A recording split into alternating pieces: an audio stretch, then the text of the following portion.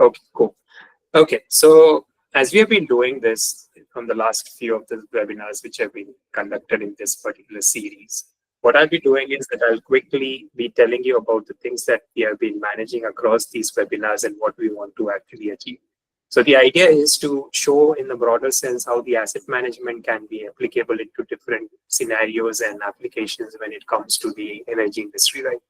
So like last two webinars, we have been actually speaking about how asset management can be helpful to a variety of applications where energy utilities and discoms are actually working into. Now, before getting into that, I guess majority of you guys might have joined my previous webinars, but to quickly give my introduction, I am Dr. Pratik Bajaria. I'm a PhD in smart grids, and I'm working as a manager in BD Automation at Scope TNM Private Limited. Along with that, we have a sister concern called as OrxaGrid Private Limited, which is in the digital IoT segment, and I'm the product owner for the applications and software which actually goes into our customers. Today, what we'll be speaking about is the innovative asset management strategies for sustainable energy. Now, sustainable energy is the scenario, sustainable energy is something which majority of our customers are actually looking into. And many of you guys who are actually over here on the call would be interested in knowing that how asset management can be brought into such kind of automation related activities by adding more and more applications to the bucket. Sustainable energy, as we all know, comprises of majorly the renewable energy segment, which when it comes to the appreciation which the energy utilities can probably give. So what we'll be doing is that in this particular webinar, today's discussion, we'll try to touch upon majority of the cases where renewables can be brought into the energy utility segment and making sure that the automation is something that can be achieved. Okay, this is going to be my content for the day. We'll be speaking about what are the the specific and standard requirements when it goes to majority of the customers in the market, what market requires, of course, and then we'll be speaking about how automation can be brought upon by the ideas of SCADA and AI. AI is something which has been catching up very fast. SCADA is something that anyone in the field right now is using, right? So,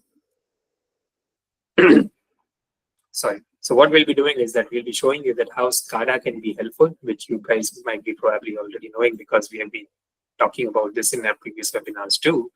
But then now the next segment is to actually add in AI to it and understand that how the AI can be helpful in order to give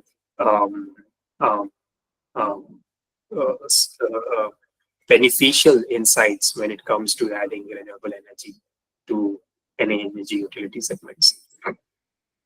Sorry. Then you have case studies and tools. So we have our OrxaGrid as I said before, and I think if anyone new who has joined this particular webinar series, you might be knowing that OrxaGrid is a scope venture which actually deals into different IoT related or industrial IoT related segments. And when it comes to automation or maybe SCADA or AI, all these kind of projects are something which have been handled by OrxaGrid. Scope again is something you guys already know, but just to refresh, it's a 35-year-old company which is working in the TNM segment and has been dealing with a lot of instruments and offering solutions which have been given to the customer from the past 35 years. And one of the biggest brand when it comes to giving TNM solutions in India, but then again, the overall presence is across worldwide.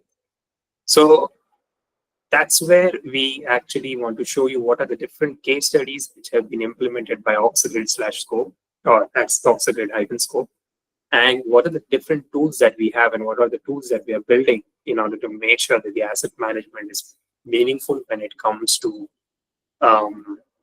utility customers out there. Again, any particular solution which actually comes to the market has its own set of bottlenecks, right? There are pros and cons. So we will talk about what are the bottlenecks when it comes to defining the models, when it comes to creating algorithms, when it comes to giving solutions to our customers. And once we speak about that, we'll be talking about what are the outlook out there. All right. This has been my primer when it comes to explaining to you all what exactly we want to achieve. Right from start, the vision has been threefold, as I've been already speaking about this from the last two webinars. We want to achieve sustainable, affordable, and a reliable solution, right? And when it comes to that, if we want to speak specifically towards the solar plants or renewable industries to be added to the energy utilities, we need solar or renewables to be coming into system because we want to integrate more and more EV chargers and distributed generation into the system, right? But when you do that, sustainability can be hampered because there are the increasing risks of failure, especially in providing demand supplies, right? Now, imagine it like this way. You have an EV car which you are actually using, and tomorrow when your EV tries to become primary source of providing energy to the grid, because that is going to happen someday, right? So demand supply is something which is going to be converted into demand response. And when it comes to demand response, you need to understand the fact that the EV charging and distributed generation is something which is going to increase the risk of failures. If you're speaking about increasing the risk of failures, think about the fact that the urban customers are still fine.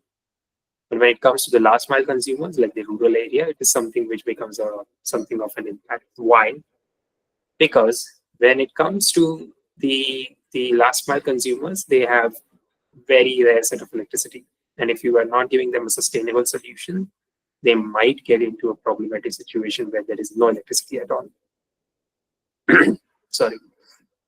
Now, when it comes to affordability, solar panels, or for that matter, wind turbines, or anything when it comes to renewable industry, the solution should be cost prohibitive. It should not happen that your solution is too expensive to be either deployed or to be given to the consumers who cannot even afford it. Rural consumers, for that matter, something of that form. So in that case, all the assets in the system should be running in order. If it's not, then of course there might be a situation where costs may go high. So solar panel conditions cannot be assessed through visual inspection and online monitoring of each solar panel. Costing is cost prohibitive. So if you want to do that, you need to make sure that the solution is cost effective. And again, it should be reliable. Inclusion of renewables majoritively brings in a lot of challenges when it comes to giving a predictive solution or generating or understanding the generation or understanding the probability of failures or even the capacity. So do you need to be looking towards finding a solution which is having a reliable set of outputs which can be used readily and whenever required.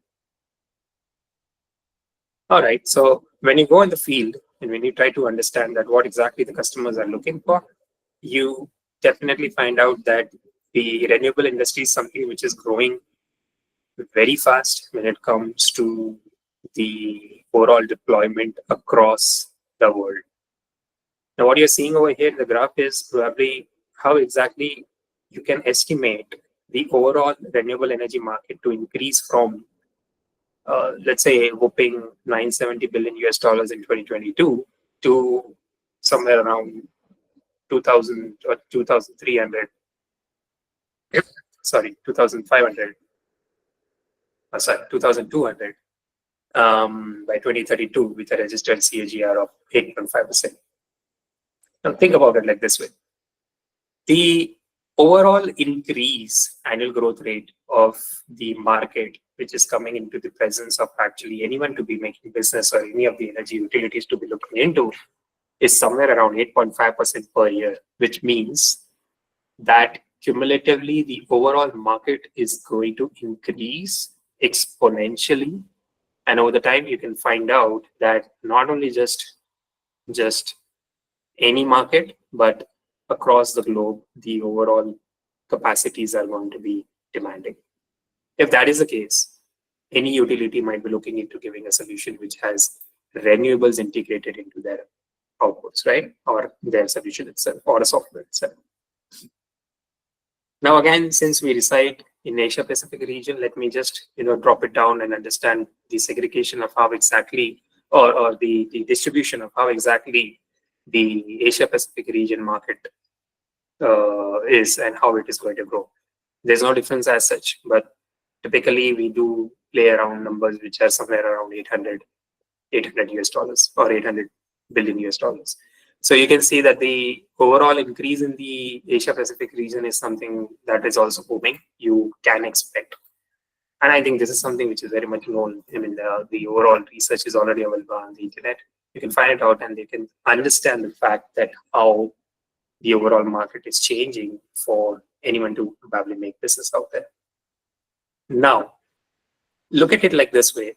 And any of the developers out here on the call might be looking at it from the perspective of the fact that if they want to integrate renewables into their system, they want to understand that what are the capabilities of the solution providers in the market. And when it comes to the solution providers in the market, definitely it defines that what automation products are to be deployed. Because if the volume of the entire market increases, definitely you might be looking into the fact that there should be a solution which is easy to install and easy to use. It should not be something which has so much of complexities that the people have to start thinking of that how we can actually deploy this and make it working for a certain utility.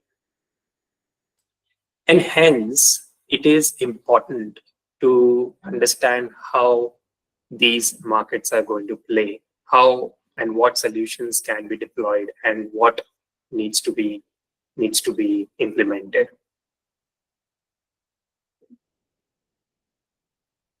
Okay. Talking about the fact that we are looking at from different segments and different geographies, which is the region where we can make maximum profits out of.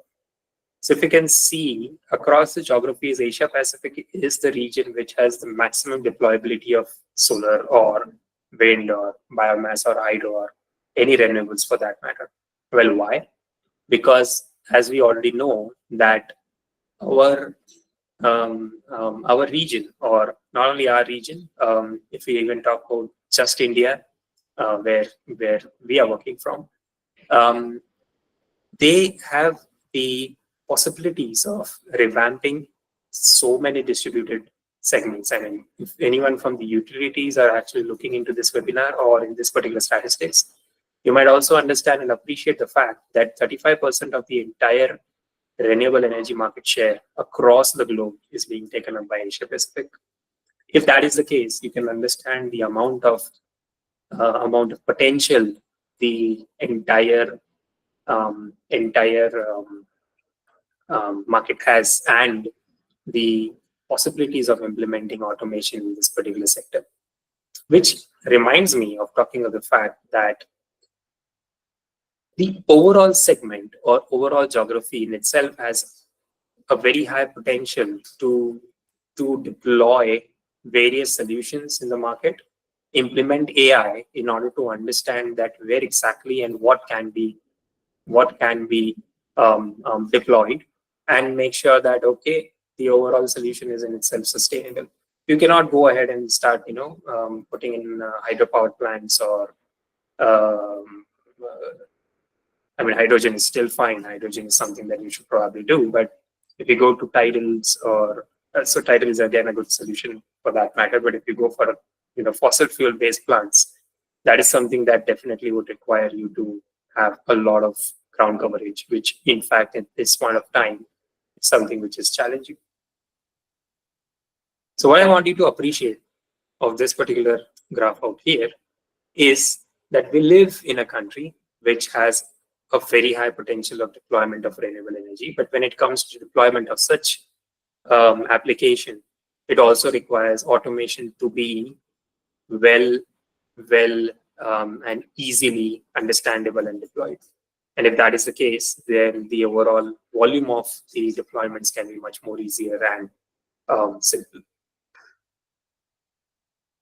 All right. So if I have to quickly write it down, the ABCD pointers in order to understand what automation segment actually looks like when it comes to renewable, or not for that matter, not only just renewable, for any customer, what would they require when it comes to their renewable energy, or for example, renewable energy power plant, for example, solar power plant. So if you have a solar power plant, you might be looking for, okay, what is the real-time monitoring? What all strings, what all solar panels, what all inverters are doing good, what all transformers are doing good, what is the cable losses, and so on and so forth. Since you are sitting in a headquarters, or maybe you are in a senior management, or if you're actually in the field also, if you want to manage the demand response, you need to also make sure that you have a remote control. Remote control from the SCADA itself allows any customer, any consumer to make sure that none of the power is getting treated. None of the power which is being generated is being wasted. Alarms and notifications, of course, any probabilities of failure, any possibilities of risk, any possibilities of creating havocs can be, sorry, any possibilities of creating havocs can be minimized if you know that there are certain set of issues which are going in the site, which are informed to you well in person, well in advance, and making sure that your overall plant is running in proper harmony. Data logging and analysis, of course, you need this because your entire power plant is generating, your entire power plant is sending you the statistics from the field, which is telling you something about the overall power plant in order to understand that whether something is going wrong or whether something needs to be treated. So, of course, you need to do data logging and analysis and analytics. And from there, we will be also showing you that how AI actually comes into picture. Having talked about it, the overall solution should be secure, scalable, and of course, the overall operability of the solution should be across different domains. And hence, it should be interoperable, right? Apart from that, the solution should be reliable and there should be minimum redundancies. Now, when we talk about reliability and redundancies, your solution should not be the case where you have given an output or you're given a command, or if you're, for example, if you're sitting in a control room and you're given a command to actually shut down any of the power injection, or the energy injection that is happening to the grid from your solar power plant. If you're given the command and the power injection does not stop, you can imagine the amount of turbulence it will actually bring when it comes to the power systems. And hence, the solution should be reliable in order to make sure that your decisions are not fallen off the face. Again, it's not just about giving it a control command and it's not working. It should also be the case that if your solution tells you that, okay, there might be a possibility that a transformer or an inverter might fail in the next 7 days or so, the overall probability or possibility of that particular event to happen should be higher. If it doesn't happen, you again lose on a lot of cost and resource management. The solution should be user-friendly and it should have compliance to the major standards there in the market. And since I already said that when I started that the overall solution should be affordable, it should not have any issues when it comes to the cost effectiveness.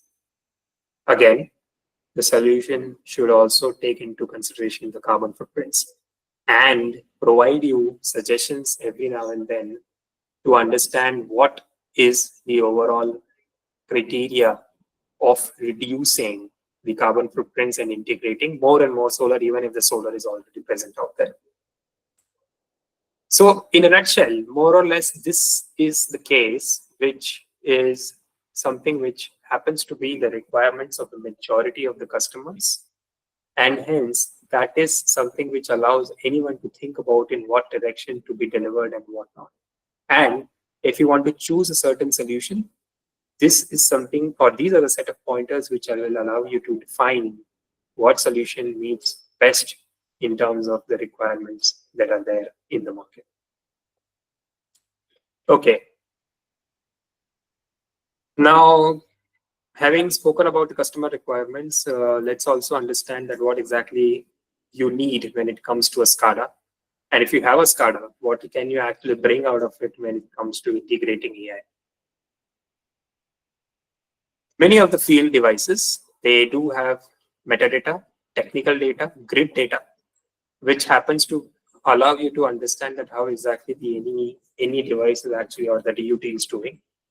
You take that data, you define different set of health indices on top of it, understand that what exactly can go wrong with a certain DUT in the field.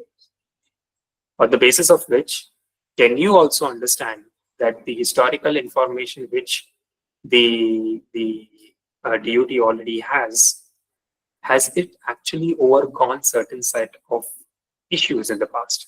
If so, can we correlate it with certain um, um, certain case scenarios or certain voltage or current or power signatures, which allows you to connect that if similar set of signatures do happen in the future, there might be a possibility that a similar set of fault may also happen.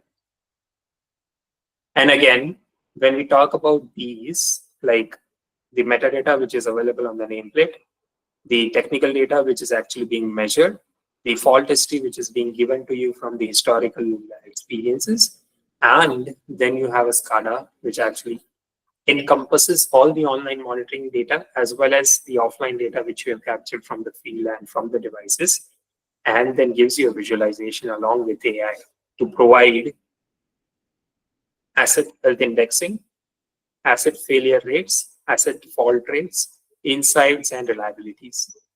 For example, if you have a solar or a photovoltaic panel, do any of the strings have any problems, or any of the strings require maintenance, or if there is any possibilities of failures or faults? Everything can be brought down from the device level to the SCADA level at the visualization stage to the point where the AI allows you to take meaningful decisions. Okay, having said that,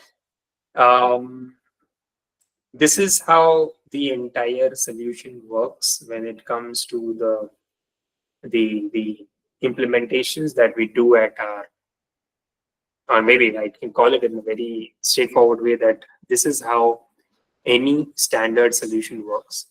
What we try to do is we try to bring in seamless integration to all our devices, to all the applications, to all the servers sitting outside, or any application which needs to be integrated, and on the basis of which anything can be actually made available to any of our consumers sitting anywhere across different geographies.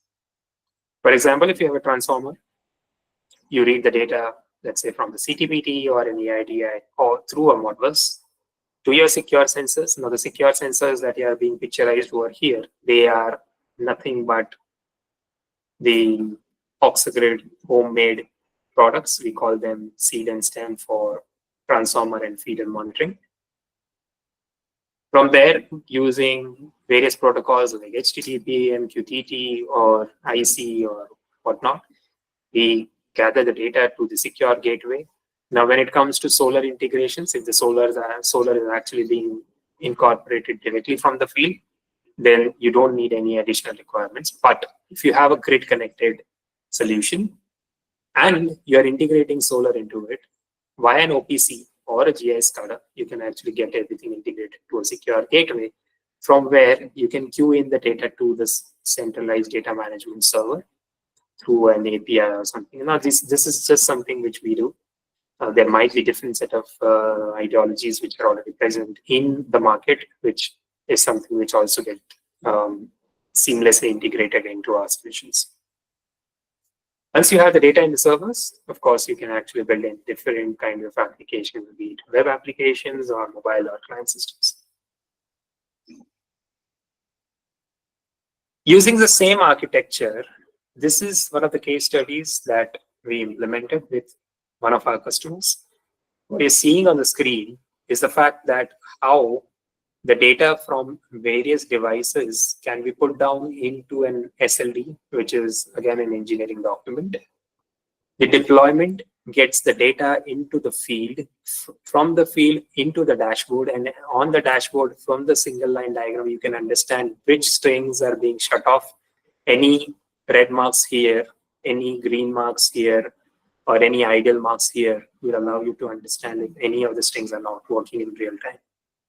So these are actual screenshots from the dashboard, the software that we provide, which is the Grid Analytics Platform, or GAP, which I'll also be talking about in a short while.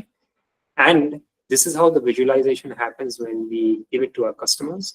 On the right side, what you're seeing is the actual deployment on site. Now, having spoken about generalized SCADA or visualization software, which allows you to understand in a conventional fashion how your actual system is doing, you need to also understand a few of the facts that if you are just a grid customer, or maybe you are a grid utility, or you are actually looking into integrate renewables into your system.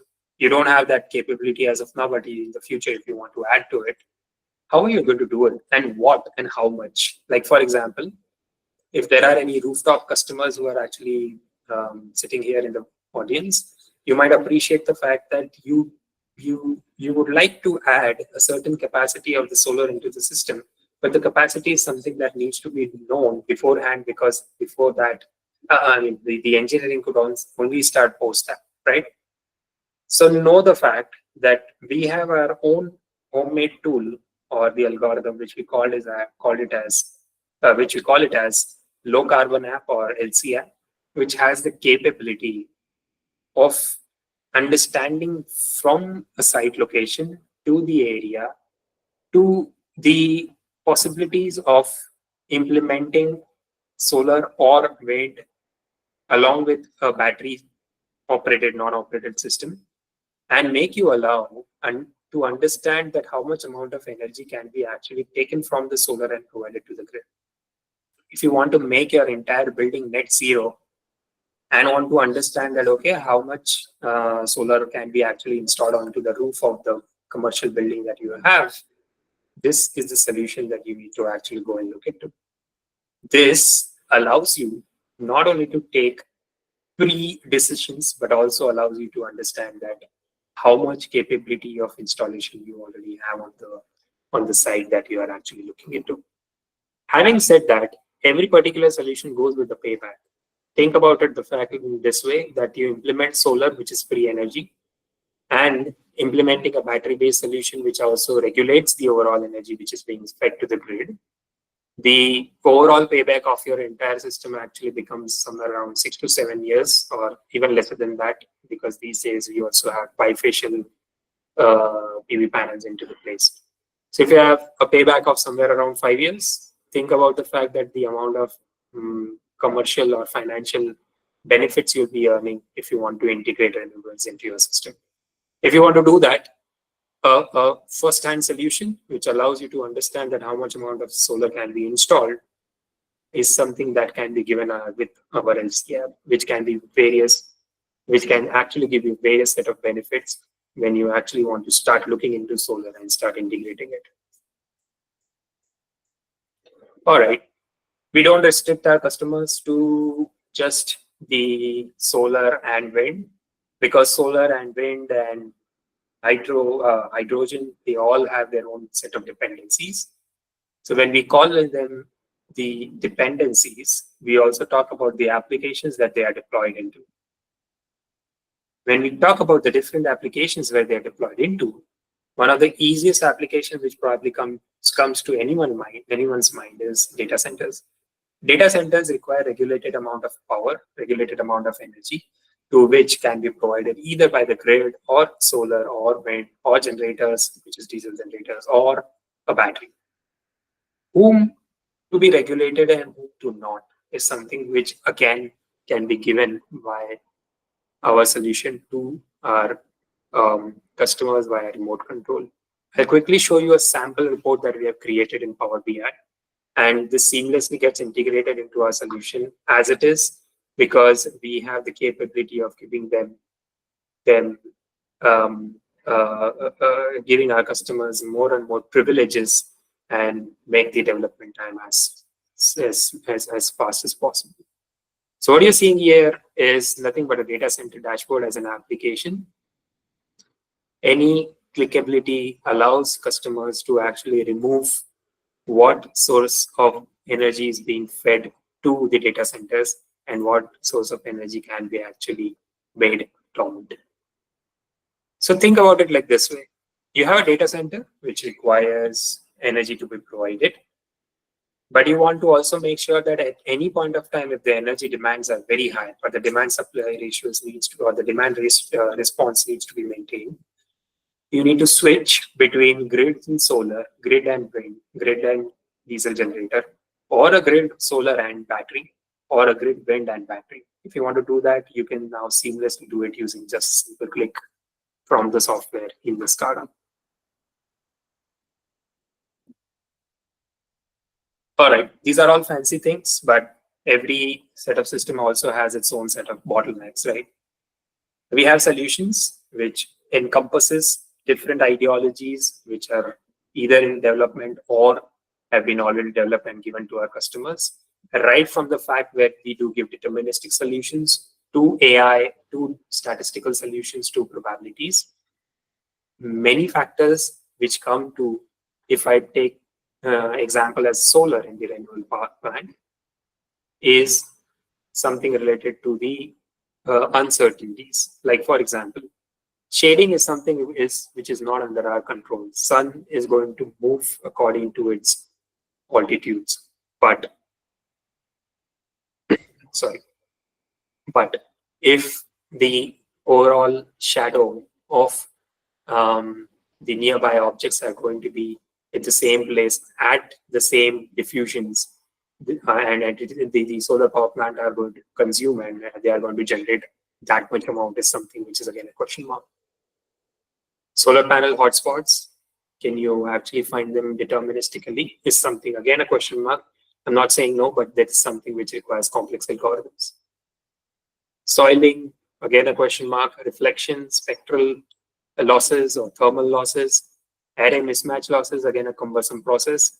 DC cable losses, inverter losses. We also do try and find it out either by an AI or an I2R losses or so, but then again it requires a very stringent set of strictness when it comes to providing these solutions in real time. Light induced degradation, wiring losses. Now the binning and the wiring losses and all the set of losses along with the efficiencies when it comes to inverter losses, they all are comprising of the fact that they require complex algorithms to be built across the verticals, understand them horizontally, and then get it deployed into the solutions. In order to do that, having a single solution which has even a shorter deployment time is something which is again a challenge. Now I'm just taking a question, I'm just taking an example from the solar field, but then again, you can actually feed from different renewable industry segments also, like wind or maybe hydrogen or biomass or whatnot. So you can see that there are a set of complexities because these applications are something which still requires maturity. When it comes to maturity, and when they could be understood, they can be seamlessly integrated. But with OrxaGrid's gap solution, OrxaGrid software solution, which we have, the integration is very much seamless because everything is on the go. Having said that, the straightforward outlook, which I've been pressing so hard from the last two webinars, where I've been showing these screens, what I want to show over here is the fact that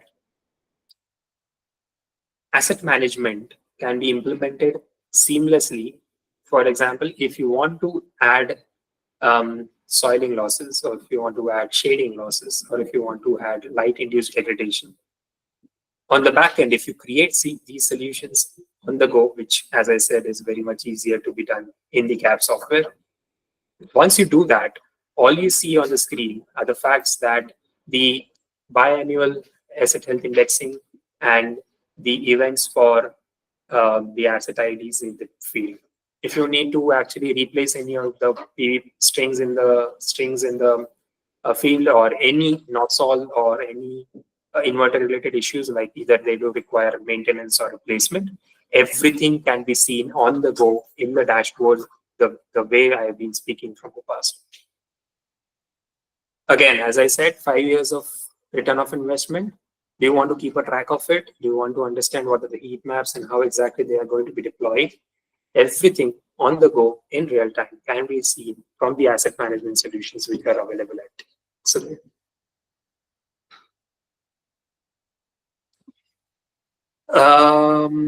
Okay, before moving ahead, remaining useful life.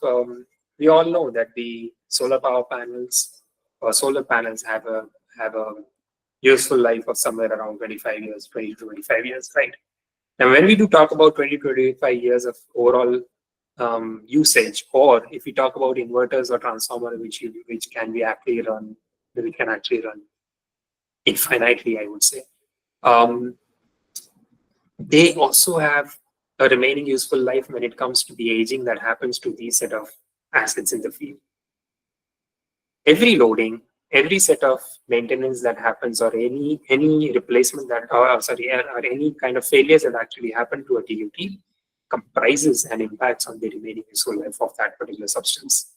And hence, what is the remaining useful life in real time, if you want to understand, so that any O&M activities can be actually planned in advance, is something that we give to you in our asset management solutions. Now think about it like this way. If you have, for example, solar power plant, you deploy PV strings, you want to understand what are the remaining useful life of a certain string, so that any PV panel actually in the field can be actually replaced or maintained or moved beforehand, so that none of the strings get any issues when deployed in real time. This is the case which you require.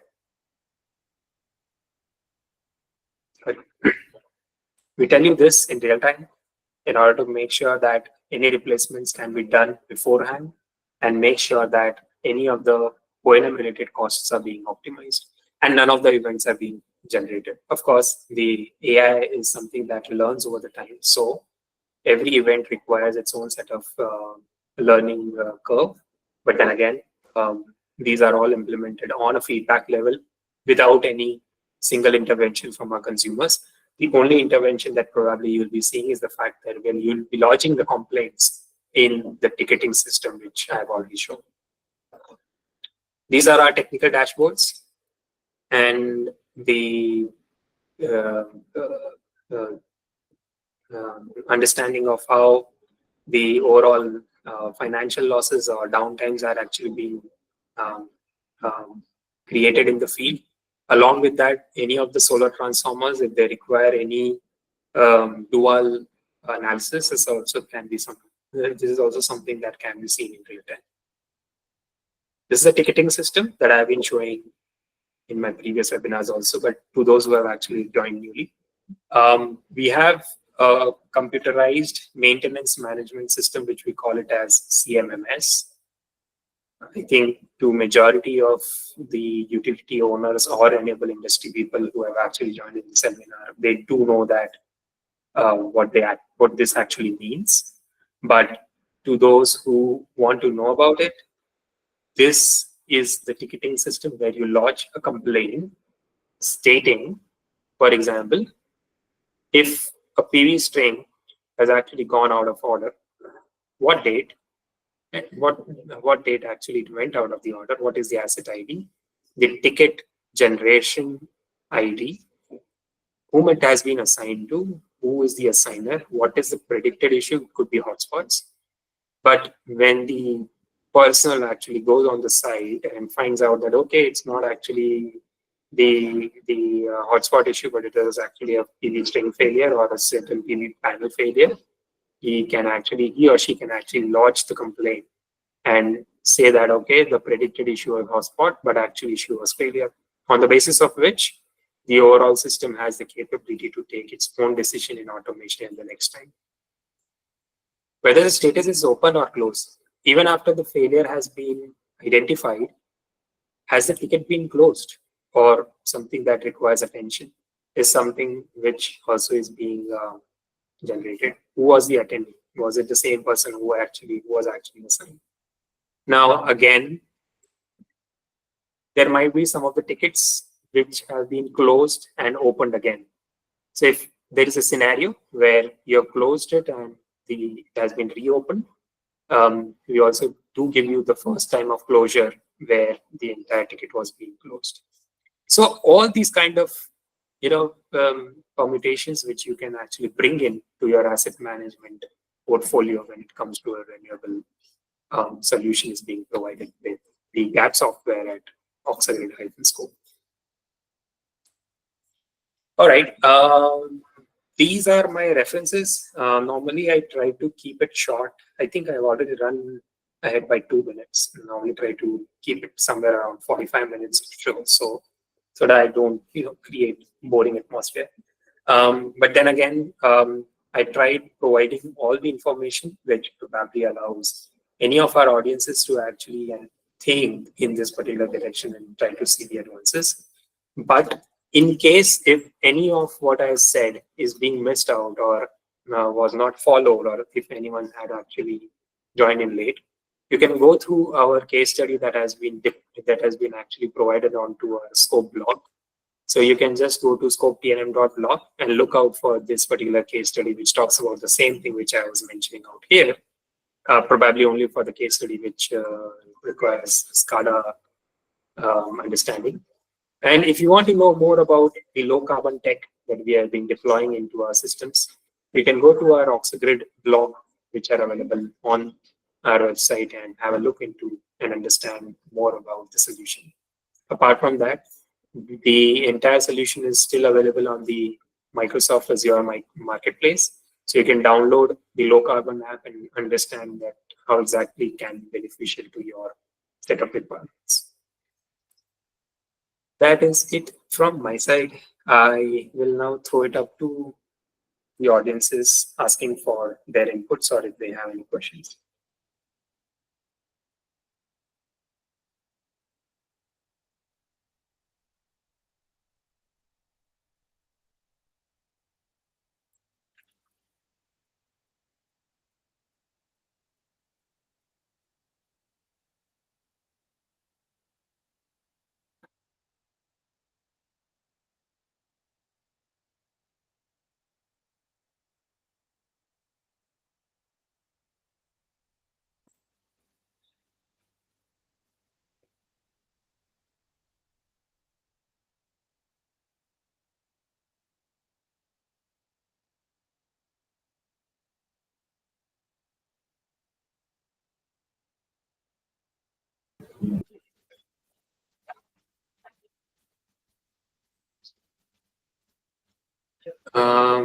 If in case nobody has any questions, I'll still wait for 5 more minutes.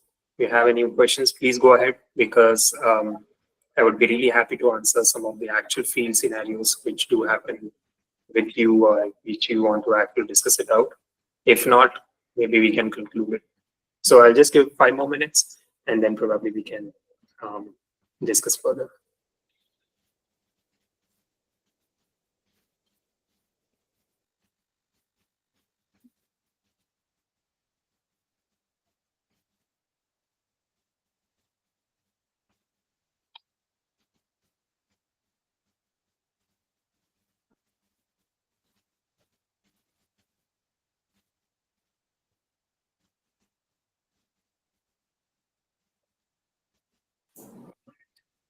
Yeah, I think there are no more questions. So what I'll do is that if it is okay with you, Arun, we can close Yes, down Pratik. we can wind up with the sessions. Yeah. And I would just like to inform all the audiences out here who are interested in our next Friday's webinar. We are speaking about Scott series and how to actually use it. So if anyone is interested in knowing that how exactly this is being done, please do join in the next webinar on next Friday. Sorry. Along with that, all the registrations for the next webinar is going to start. Sorry, the registrations for the webinar or the next webinar are going to start from tomorrow. So please do keep in a track on all your mails in order to apply for the Scott series webinar next week. Thank you for being such a nice audience.